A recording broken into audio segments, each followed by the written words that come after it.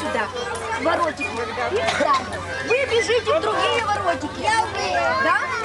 Когда музыка закончится, кто останется без воротиков, тот у нас будет растянут.